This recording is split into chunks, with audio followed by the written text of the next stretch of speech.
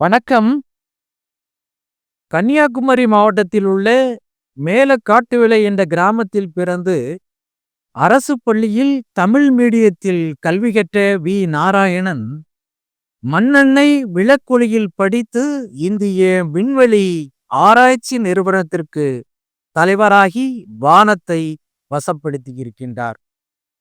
சாதாரண மனிதரால் கூட விண்வெளியில் சாதிக்க முடியும் என்பதற்கு டாக்டர் நாராயணனின் வாழ்க்கை ஒரு எடுத்துக்காட்டாகி இருக்கின்றது. இவர் குடும்பத்தை காப்பாற்ற சைக்கிள் நிறுவனம் உள்பட பல கம்பெனிகளில் வேலை பார்த்தவர் என்பது குறிப்பிடத்தக்கது. நாராயணன் படித்த கீழக்காட்டுவிளை அரசு பள்ளியில் அப்போது வகுப்பறைகள் சரியான முறையில் கிடையாது. அதனால் நீளமான ஒரே அறையில் அவருடன் சேர்ந்து 80 குழந்தைகள் ஒன்றாக அமர்ந்து கல்வி கற்றனர். அவரது வீட்டிலிருந்து 2 கிலோமீட்டர் தூரத்தில் அந்த பள்ளிக்கூடம் இருந்தது. மழை காலத்தில் அங்குள்ள வகுப்பறைகளில் நீர் ஒழுகும். அதனால் விடுமுறை விட்டு விடுவார்கள். அந்த பள்ளியில் அதிக அளவில் மாணவர்கள் படித்ததால் வகுப்பறை இல்லாமல் வராந்தாவில் இருந்தும் நாராயணன் கல்வி கற்றிருக்கின்றார். அவர் 1ஆம் வகுப்பில் படித்துக் கொண்டிருந்த போது நிலவில் மனிதன் தரை இறங்கிய சாதனை நிகழ்ந்தது.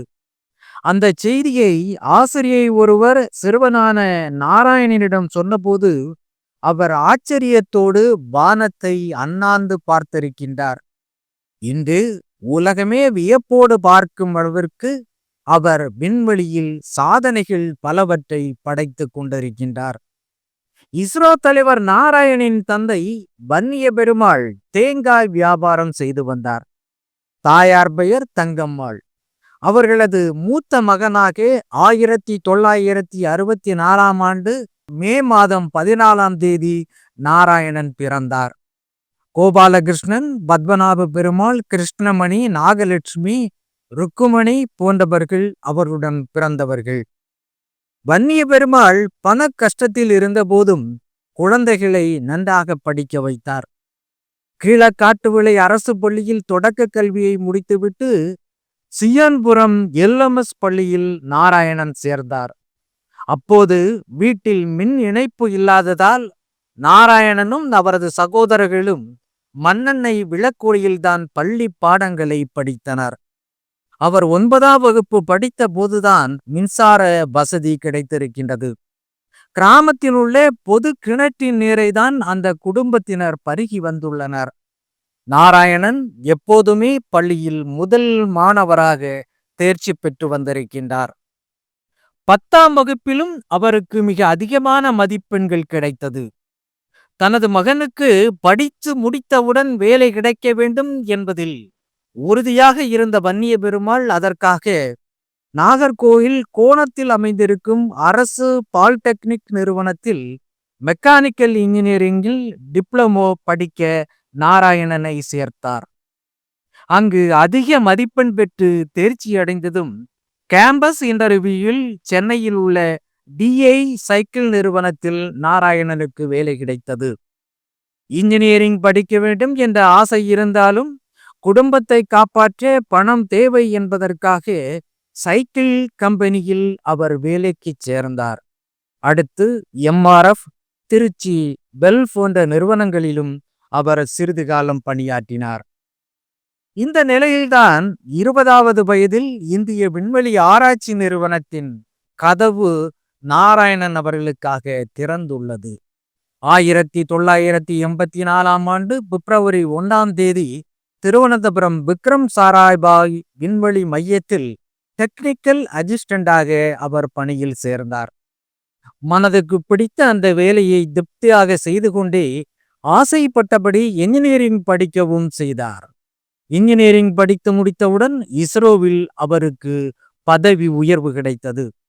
அந்த காலகட்டத்தில் குடும்பத்தின் சுமைகளை தாங்கும் பொறுப்புள்ள தலைமகனாகவும் நாராயணன் நடந்து கொண்டார். தனது சம்பள பணத்தில் சகோதரர்களை படிக்க வைத்ததோடு சகோதரிகளுக்கு திருமணமும் செய்து வைத்துள்ளார். உயர்ந்த பதவியில் இருந்த போதும் நாராயணனுக்கு உயர்கல்வியில் இருந்த நாட்டம் குறையவில்லை. கேட் பரீட்சையை எழுதி உயர்ந்த மதிப்பெண் பெற்று கோராக்பூர் MITயில் கிரையோஜெனிக் என்ஜினியரிங்கில் MTech சேர்ந்தார். அந்த கல்வியிலும் சாதனை படைத்தார். அதைத் தொடர்ந்து விக்ரம் சாராபாய் விண்வெளி மையத்தில் அவரது புதிய சகாப்தம் தொடங்கியது.